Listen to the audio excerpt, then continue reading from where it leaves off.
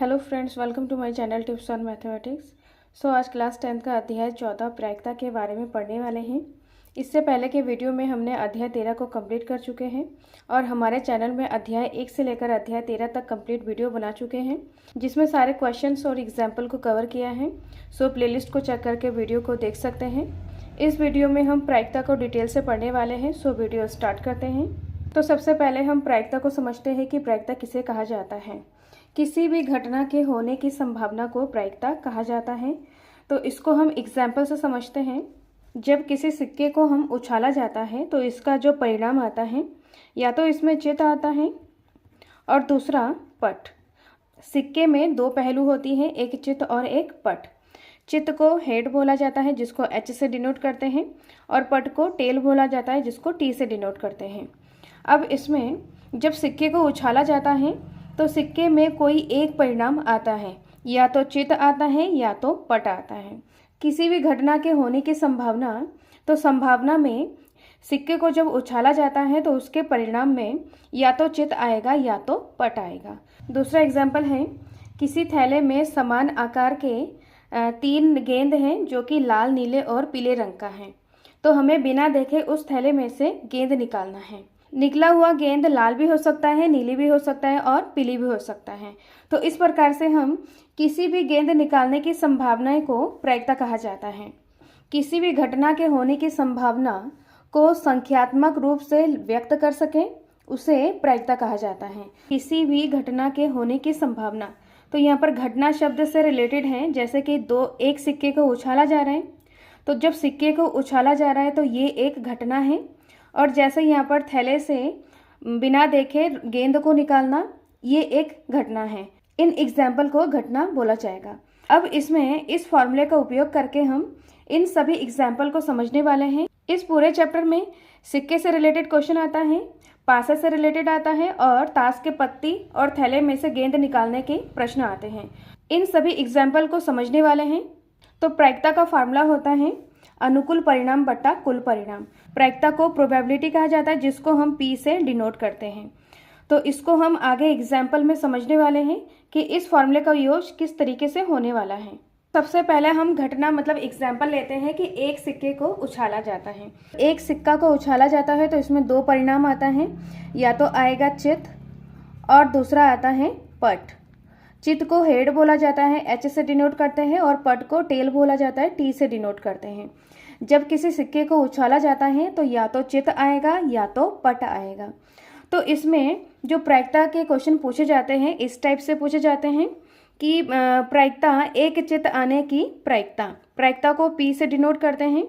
तो एक चित्त आने की प्रायिकता, जब हम किसी सिक्के को उछालते हैं तो इसमें चित्त हमारा कितना है, एक है। तो यहाँ पर अनुकूल परिणाम, तो प्रायिकता का जो फार्मूला होता है अनुकूल परिणाम बट्टा कुल परिणाम। तो कुल यहाँ पर कितने परिणाम हैं, चित्त और पट, दो परिणाम है कुल यहाँ पर दो है, और चित्त यहाँ पर एक है। तो ये हमारा अनुकूल परिणाम हो जाएगा। अनुकूल यहाँ पर एक, तो यहाँ पर चित्त आने की प्रायिकता, तो चित्त हमारा एक है तो अनुकूल परिणाम यहाँ पर एक हो जाएगा। एक बट्टा कुल परिणाम यहाँ पर दो है, तो यहाँ इस तरीके से दो हो जाएगा। तो एक चित्त आने की प्रायिकता 1/2 है। इसी तरीके से हम पट को समझते हैं। तो पट यहाँ पर एक है और टोटल कुल परिणाम यहाँ पर 2 है।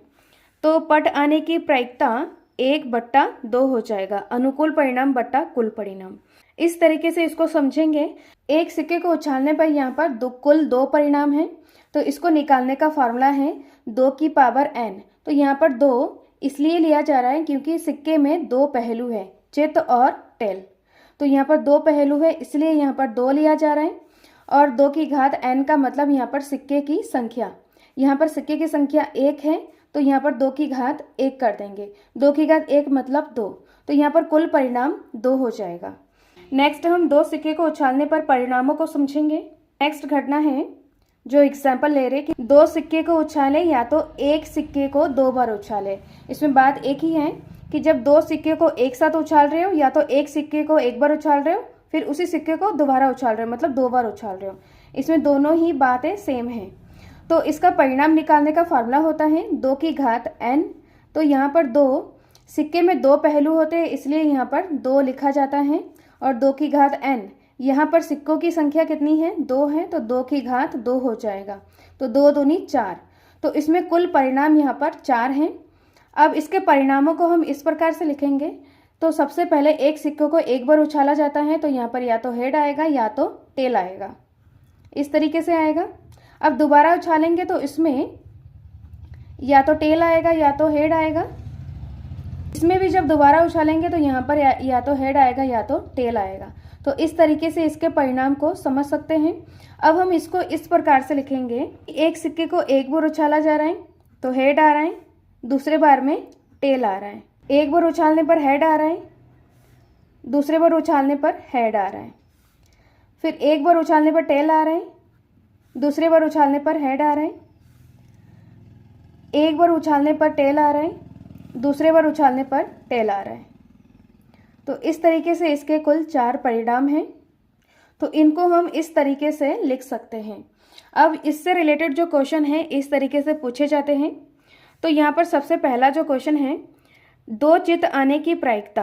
तो 2 चित्त आने की प्रायिकता निकालने का फार्मूला है अनुकूल परिणाम बट्टा कुल परिणाम। तो यहाँ पर 2 चित्त होनी चाहिए। चित्त यहाँ पर चित्त को H से डिनोट करते हैं और पट को T से डिनोट करते हैं। इसको हमें याद रखना है। अब यहाँ पर 2 चित्त आने की प्रायिकता, तो 2 चित्त मतलब 2 चित्त 2 H होनी चाहिए। तो यहाँ पर 2 चित्त होने की प्रायिकता 1 है, इसमें 1 H है, इसमें 1 H है, इसमें H नहीं है। तो यहाँ पर 2 चित्त आने की प्रायिकता अनुकूल परिणाम 1 है और कुल परिणाम यहाँ पर 4 है, तो 1/4 हो जाएगा। तो 2 चित्त आने की प्रायिकता 1/4 है।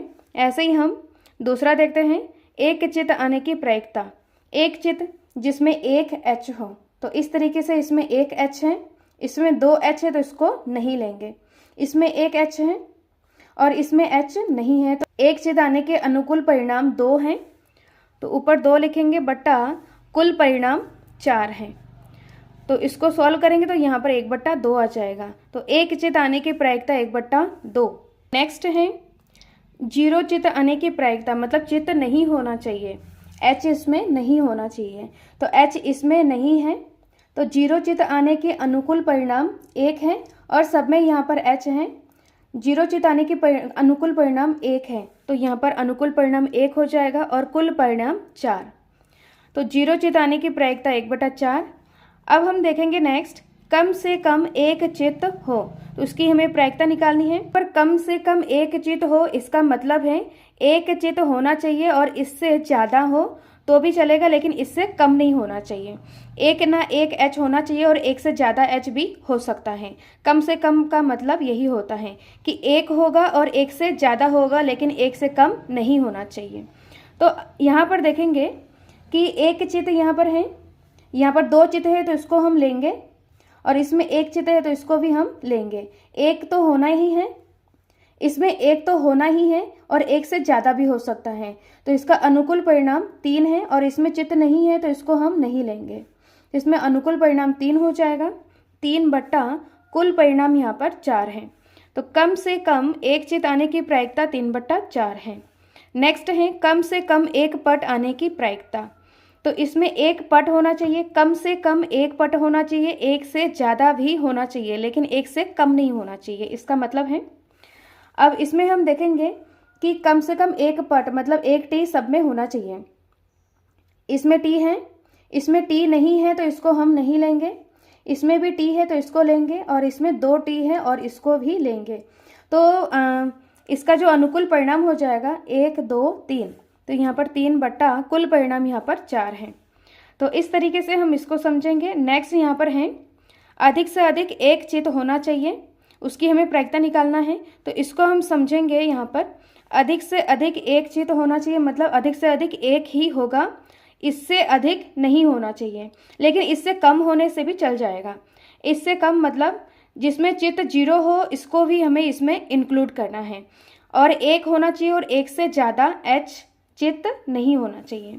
तो इसमें हम देखेंगे कि चित्त यहाँ पर 1 होना चाहिए, इसमें 1 चित्त है, इसमें 2 चित्त है तो इसको हम नहीं लेंगे, इसमें 1 चित्त है इसको लेंगे, और यहाँ पर चित्त नहीं है मतलब 0 है, तो इसको भी हमें यहाँ पर इंक्लूड करना है। इस तरीके से अनुकूल परिणाम 1, 2 और 3 हो जाएगा। 3 बट्टा कुल परिणाम यहाँ पर 4 है।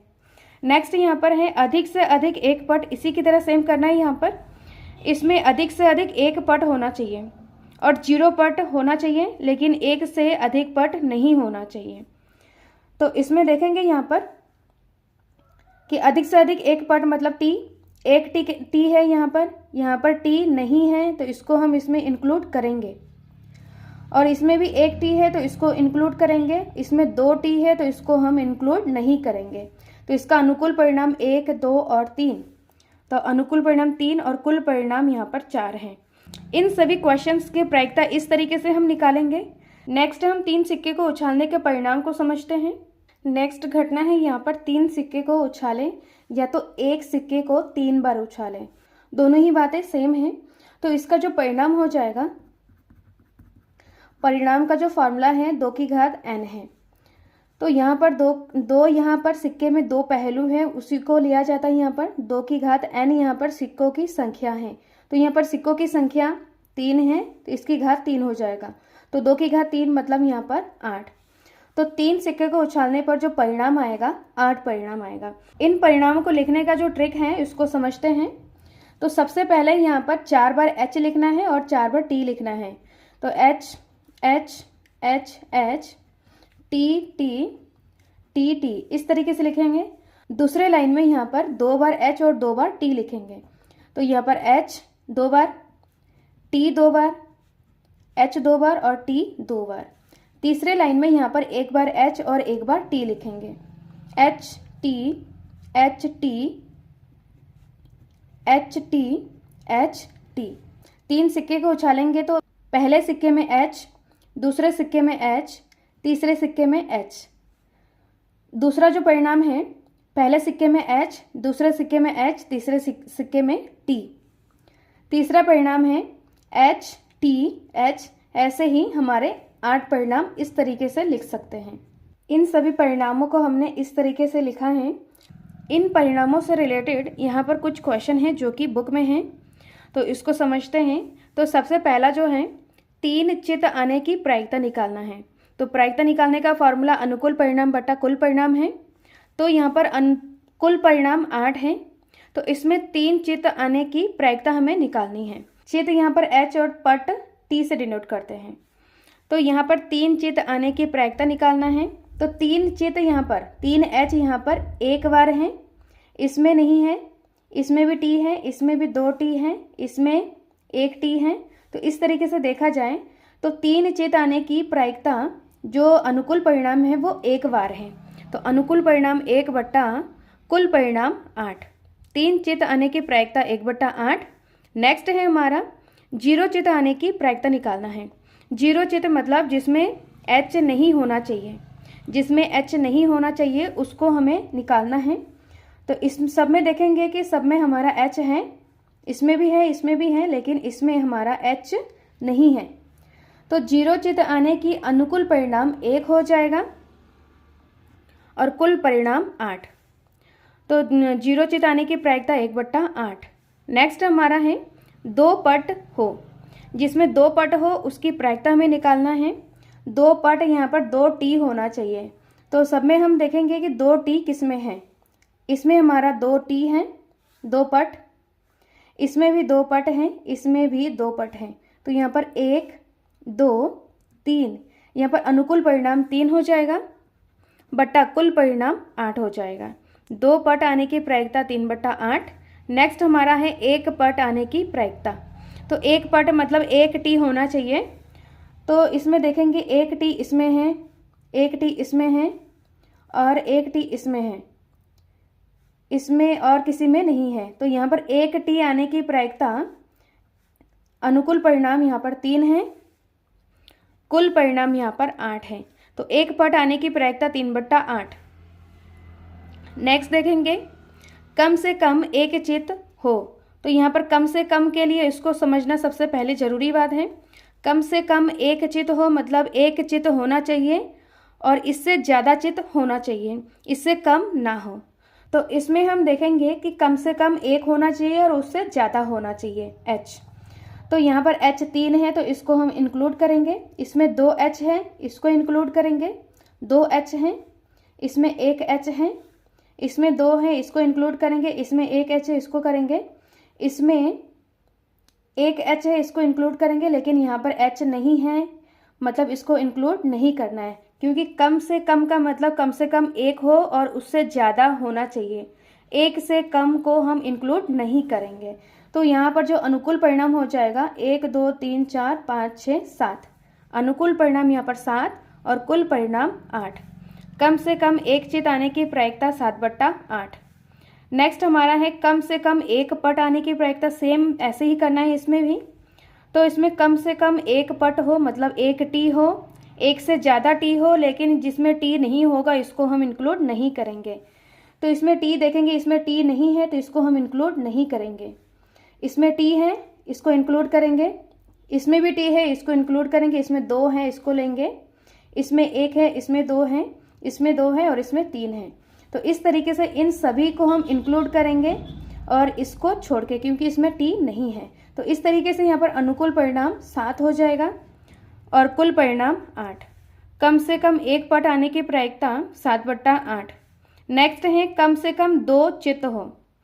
कम से कम 2 होना चाहिए चित्त, मतलब H 2 होना चाहिए और उससे अधिक होना चाहिए। 2 से कम मतलब जिसमें 1 H होगा उसको हम इसमें इंक्लूड नहीं करेंगे। मतलब इसमें 2 होना चाहिए और 2 से ज़्यादा होना चाहिए। तो 2 से ज़्यादा यहाँ पर 3 है, इसको इंक्लूड करेंगे। यहाँ पर 2 है, इसको इंक्लूड करेंगे। इसमें 2 है, इसको इंक्लूड करेंगे। इसमें 1 है, इसको नहीं लेंगे। इसमें 2 है, इसको इंक्लूड करेंगे। इसमें 1 है, इसको नहीं लेंगे। इसमें 1 है, इसको नहीं लेंगे और इसमें नहीं है तो इसको इंक्लूड नहीं करेंगे। 1 2 3 और 4, तो यहाँ पर अनुकूल परिणाम 4 हो जाएगा, कुल परिणाम 8। इसको सॉल्व करेंगे तो यहाँ पर 1/2 आ जाएगा। कम से कम 2 चित आने की प्रायिकता 1/2 है। नेक्स्ट है कम से कम 2 पट हो। इसको भी सेम ऐसे ही करना है, तो इसको आप खुद से करें। नेक्स्ट हमारा है अधिक से अधिक एक चित हो, जिसमें अधिक से अधिक एक ही चित होना चाहिए। तो इसको हमें समझने वाली चीज़ है यहाँ पर, अधिक से अधिक एक होना चाहिए, उससे ज़्यादा नहीं होना चाहिए।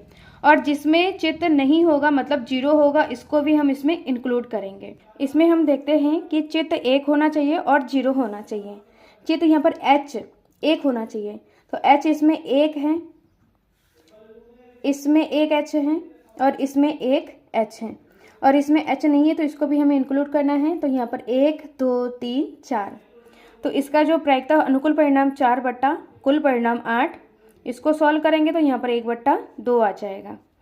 सेम इसी को भी ऐसे ही करना है, अधिक से अधिक एक पट होना चाहिए। तो यहाँ पर अधिक से अधिक एक पट मतलब 1 टी होना चाहिए, एक से ज़्यादा टी नहीं होना चाहिए। और यहाँ पर 0 टी मतलब टी अगर नहीं होगा इसको भी हमें इसमें इंक्लूड करना है। तो यहाँ पर देखते हैं कि 1 टी, जिसमें 1 टी हो उसको हमें इंक्लूड करना है। 1 2, यहाँ पर 2 टी है, यहाँ पर 1 टी है, 3 और इसमें 2 टी है, इसको नहीं लेंगे और 1 इसमें है जिसमें टी नहीं है, 4।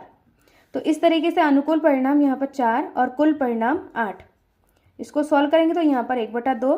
तो अधिक से अधिक एक पट आने की प्रायिकता 1/2 है। इस प्रकार 3 सिक्के को उछालने पर बने परिणामों का प्रायिकता निकालना सीखा है। नेक्स्ट हम पासे के लिए समझते हैं। घटना नेक्स्ट एग्जाम्पल है, एक पासे को उछाला जाता है। तो सबसे पहले इसके हम परिणाम लिखते हैं कि परिणाम इसका क्या हो सकता है। तो यहाँ पर पासे में जो संख्याएं होती हैं 1 2 3 4 5 6, यहाँ पर जो परिणाम होगा, यहाँ पर जो संख्याएं हैं 1 2 3 4 5 6 संख्याएं इसमें होती हैं। तो इसका परिणाम हो जाएगा, इसमें 6 संख्याएं हैं तो यहाँ पर 6 हो जाएगा और 6 की घात n।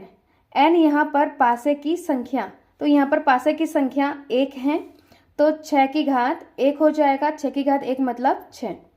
तो जब एक पासे को फेंका जाता है तो उसके कुल 6 परिणाम हो सकता है। इससे रिलेटेड क्वेश्चन के प्रायिकता किस तरीके से पूछा जाता है इसको हम करते हैं। तो सबसे पहला है 3 अंक आने की प्रायिकता। प्रायिकता को P से डिनोट करते हैं और प्रायिकता का जो फॉर्मूला होता है अनुकूल परिणाम बटा कुल परिणाम। तो यहाँ पर 3 अंक आने की प्रायिकता उसको हम निकालेंगे। तो 3 यहाँ पर जो पासे की जो संख्याएं हैं 1 से लेकर यहाँ पर 6 तक होता है। तो 3 यहाँ पर एक बार आ रहा है, 3 यहाँ पर एक बार आ रहा है, तो इसका जो अनुकूल परिणाम हो जाएगा 1 बट्टा कुल परिणाम यहाँ पर 6 है, तो 1 बट्टा 6 हो जाएगा। तो 3 अंक आने की प्रायिकता 1 बट्टा 6 है।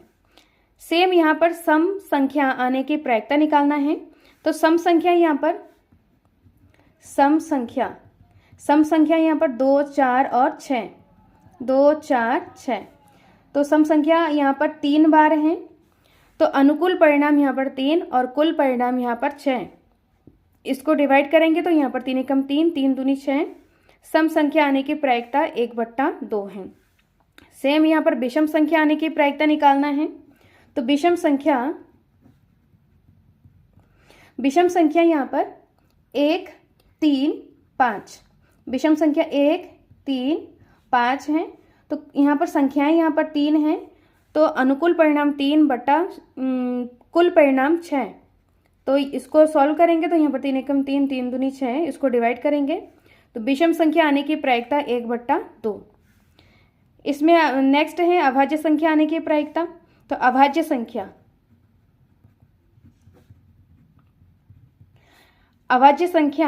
2, 3, 5, 2, 3, 5। तो अभाज्य संख्या इसमें 3 है, तो अनुकूल परिणाम यहाँ पर 3 बट्टा कुल परिणाम 6, तो यहाँ पर 1 बट्टा 2 हो जाएगा। अभाज्य संख्या आने की प्रायिकता 1 बट्टा 2। अब नेक्स्ट है हमारा 4 से बड़े अंक आने की प्रायिकता निकालना है। तो 4 से बड़े अंक यहाँ पर 5 और 6 है, 5 और 6 है, तो ये हमारा 2 परिणाम है। तो अनुकूल परिणाम यहाँ पर 2 है, तो 2 बट्टा यहाँ पर कुल परिणाम 6, तो 2 एकम 2, 2 तिया 6। 4 से बड़े अंक आने की प्रायिकता 1 बट्टा 3 है। इस तरीके से एक पासे को फेंकने पर उनके परिणामों की प्रायिकता इस तरीके से निकाल सकते हैं। नेक्स्ट हम जब 2 पासे को फेंकेंगे तो उसके परिणामों का प्रायिकता निकालेंगे। नेक्स्ट एग्जाम्पल मतलब घटना हमारा 2 पासे को फेंका जाता है या तो एक पासे को 2 बार फेंका जाता है, तो उनके परिणाम निकालेंगे। सबसे पहले तो परिणाम का जो फॉर्मूला होता है 6 की घात n। यहाँ पर n पासे की संख्या है, तो पासे की संख्या यहाँ पर 2 है, तो 6 की घात 2 हो जाएगा। तो इसको सॉल्व करेंगे तो 6 छंग 36 आ जाएगा। तो यहाँ पर कुल परिणाम यहाँ पर 36 आ जाएगा। तो इससे रिलेटेड क्वेश्चन इस तरीके से आता है, अंकों का योग 8 हो उसकी प्रायिकता निकालना है, अंकों का योग 5 हो उसकी प्रायिकता निकालना है, अंकों का योग सम हो उसकी प्रायिकता निकालना है। इस तरीके से क्वेश्चन पूछे जाते हैं। इससे पहले उसके परिणामों को हम किस प्रकार से लिखे, उसको किस तरीके से निकाले, उसको समझते हैं। तो पासे में कुल 6 संख्याएं होती हैं, तो इस तरीके से हमें लिखना है। सबसे पहले वाले लाइन में यहाँ पर 1, सब में यहाँ पर 1 लिखना है, 6 बार लिखना है, 1, 2, 3, 4, 5, 6। और उसके पीछे यहाँ पर 2, 1, 2, 3, 4, 5, 6। इस तरीके से हमें लिखना है। नेक्स्ट लाइन यहाँ पर 2 का होगा। सबसे पहले वाले लाइन में यहाँ पर सबसे पहला अंक 1 है सब में, और उसके पीछे 1, 2, 3, 4 इस तरीके से लिखा है। जो दूसरा लाइन होगा उसके सामने 2 होगा, उसके पीछे यहाँ पर 1, 2, 3, 4 इस तरीके से होगा। तीसरा वाला जो लाइन है 3 होगा, चौथा वाला लाइन 4, पांचवा वाला लाइन 5 और छठा वाला लाइन 6। और उसके पीछे वाला जो डिजिट होगा वो 1, 2, 3, 4 इस तरीके से हमें लिखना है। इस तरीके से लिखना है। और इसके पीछे 1, 2, 3, 4, 5, 6 सेम सब में करना है।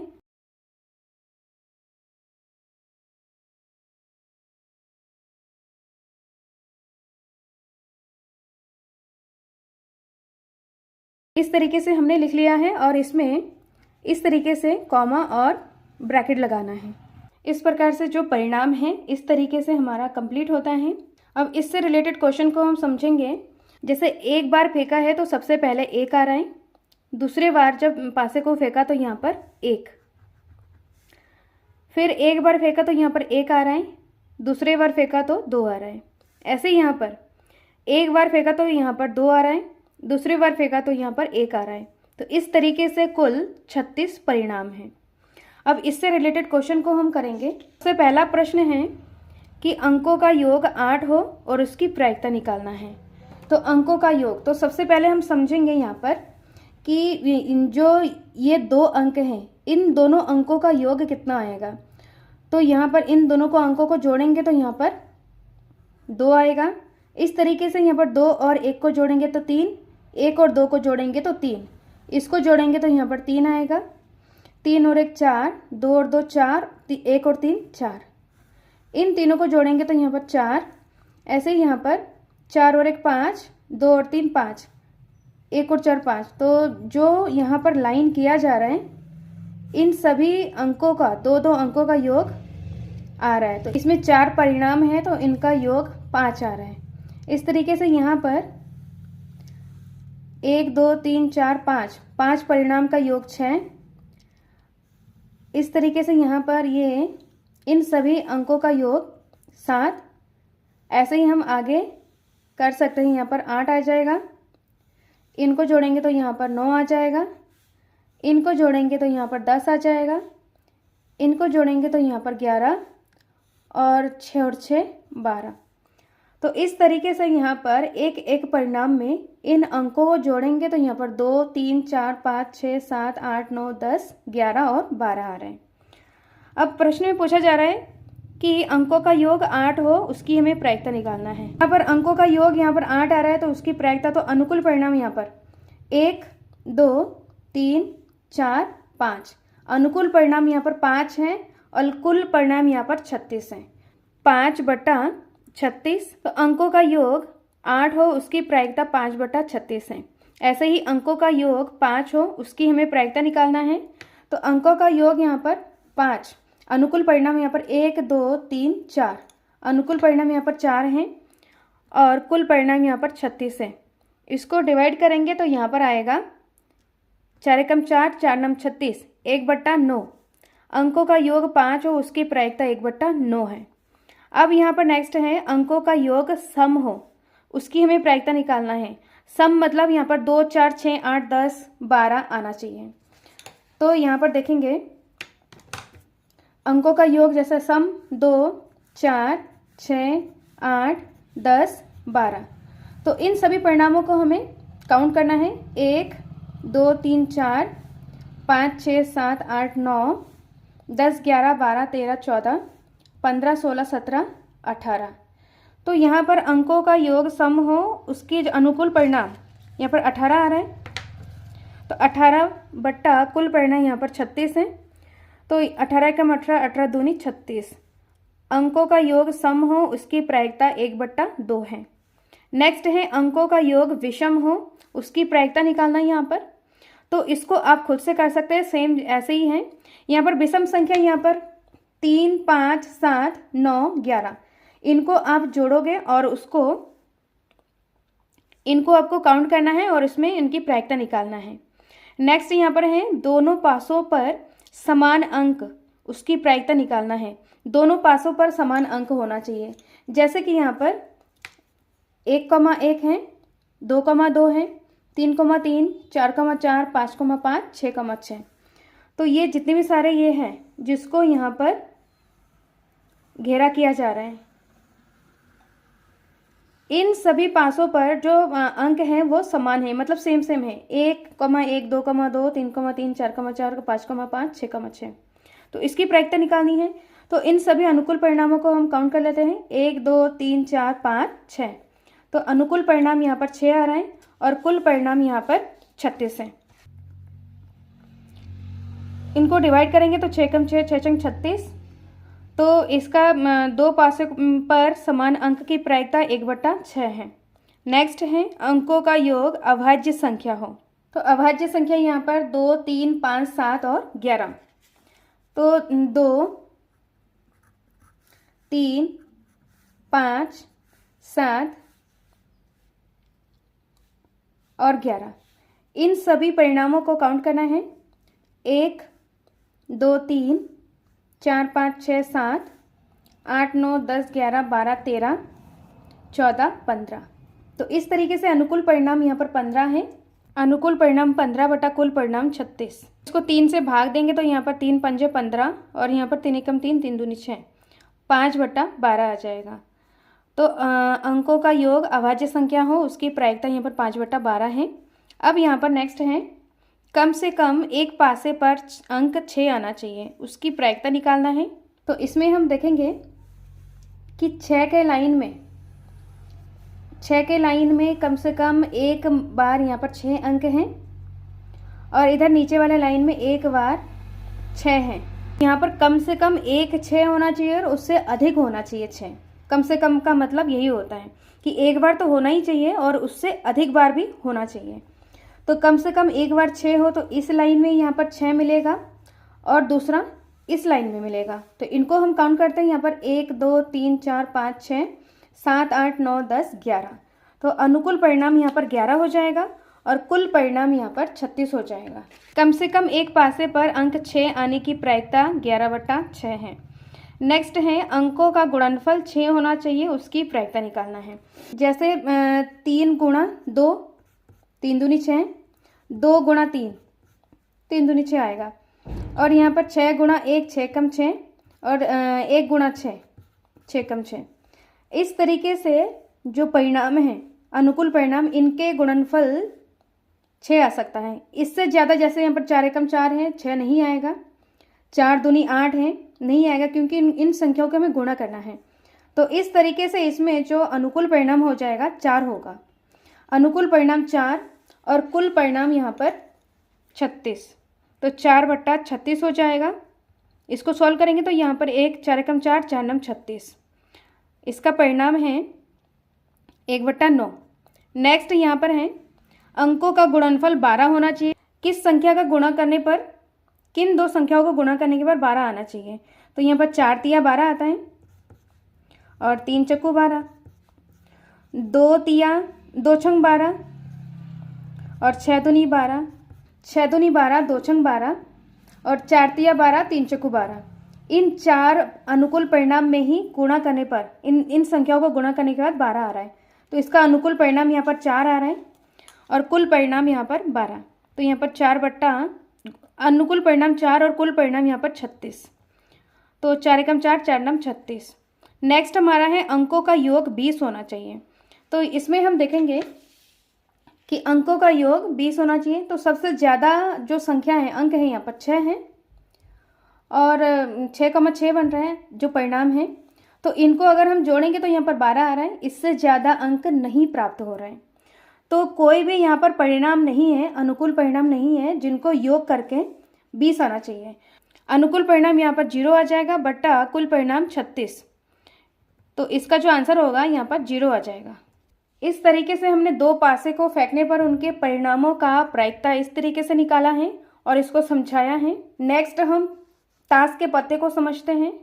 तो इस तरीके से हमारा ताश के पत्ते होते हैं जिसमें ताश के कुल पत्ते 52 हैं। तो यहाँ पर जो कुल परिणाम होगा वो 52 हो जाएगा, जिसमें हुकुम, पान, ईंट और चिड़ी इस तरीके से होता है। तो हुकुम यहाँ पर काले रंग का होता है, इस तरीके से यहाँ पर बना हुआ रहता है। पान हार्ट टाइप का इस तरीके का शेप होता है जो कि लाल होता है। ईंट यहाँ पर डायमंड शेप का होता है इस तरीके से, तो इसका भी रंग लाल होता है। और चिड़ी इस तरीके से होता है जो कि काला होता है। तो ताश के पत्ते में यहाँ पर 52 पत्ते होते हैं, जिसमें हुकुम में 13 पत्ते होते हैं, पान में 13 पत्ते, ईंट में 13 पत्ते और चिड़ी में 13 पत्ते होते हैं। जिसमें हुकुम और चिड़ी काले रंग का होता है, पान और ईंट लाल रंग का होता है। तो कुल काले रंग का जो पत्ते हैं यहाँ पर 13 है और इसमें 13 है। तो 26 पत्ते यहाँ पर काले रंग के होते हैं और 26 पत्ते यहाँ पर लाल रंग के होते हैं। तो इसमें सबसे पहला इक्का होता है, फिर बादशाह, बेगम, गुलाम, फिर 10, 9, 8, 7, 6, 5, 4, 3, 2 इस तरीके से पत्ते होते हैं। जिसमें इक्का का मतलब एक से लेकर यहाँ पर 10 तक होता है। 1, 2, 3, 4, 5, 6, 7, 8, 9, 10 1 से लेकर 10 पत्ते होते हैं। और बादशाह, बेगम और गुलाम ये 3 हमारा फेस कार्ड मतलब तस्वीर वाले पत्ते होते हैं, बादशाह, बेगम और गुलाम। तो इसमें फेस कार्ड 3 होते हैं और इसमें इक्का को 1 बोला जाता है, दुक्का मतलब 2, 3, 4, 5, 6, 7, 8, 9, 10 इस तरीके से होता है। सेम पैटर्न इसमें सब में होगा, पान में भी ऐसे ही होगा, ईंट में भी ऐसे ही होगा और चिड़ी में भी ऐसे ही होगा, जिसमें इक्का 2, 3, 4, 5, 6, 7, 8, 9, 10 बादशाह बेगम गुलाम, इसमें भी वही है बादशाह बेगम गुलाम और सारे चीज़ें सेम इसी पैटर्न में हैं। तो यहाँ पर देखेंगे कि सब में 3 तस्वीर वाले पत्ते मतलब फेस कार्ड होते हैं, ईंट में भी 3 तस्वीर वाले पत्ते, चिड़ी में भी 3 तस्वीर वाले पत्ते हैं। तो इस तरीके से यहाँ पर कुल तस्वीर वाले पत्ते, यहाँ 12 तस्वीर वाले पत्ते होते हैं कुल ताश के पत्ते में। लाल रंग के पत्तों की संख्या यहाँ पर 26 होगा और काले रंग के पत्तों की संख्या 26।